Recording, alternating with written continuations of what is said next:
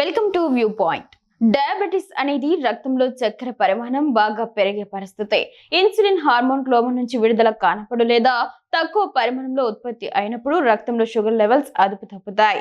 Insulin రక్తంలోని చక్కెరను గ్రహించి శక్తిగా మారుస్తోంది.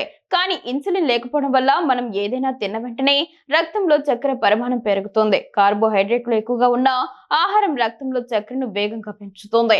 బంగాళాదుంపలు తగినంత మొత్తంలో కార్బోహైడ్రేట్లు ఉంటాయి. దీంతో బంగాళాదుంపలు తినడం రక్తంలో షుగర్ లెవెల్స్ పెరుగుతాయి. దీంతో డయాబెటిస్ రోగులు బంగాళాదుంపల్ని తినడానికి వెనకాడతారు. నిజంగానే బంగాళాదుంపలు తింటే రక్తంలో షుగర్ లెవెల్స్ పెరుగుతాయా? ఆ పూర్తి వివరాలు ఇప్పుడు తెలుసుకుందాం.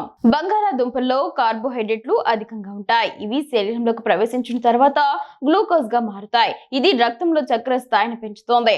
బంగాళాదుంపలు అధిక గ్లైసెమిక్ ఇండెక్స్ కలిగి ఉంటాయి. చక్కెర రోగులు అధిక గ్లైసెమిక్ ఇండెక్స్ ఉన్న ఆహారాలు ఎక్కువగా తినకూడదు.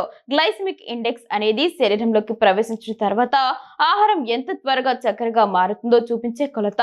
బంగాళాదుంపను వేయించినా లేదా డీప్ ఫ్రై చేసినా దానిలోని కార్బోహైడ్రేట్ల పరిమాణం మరింత పెరుగుతోంది.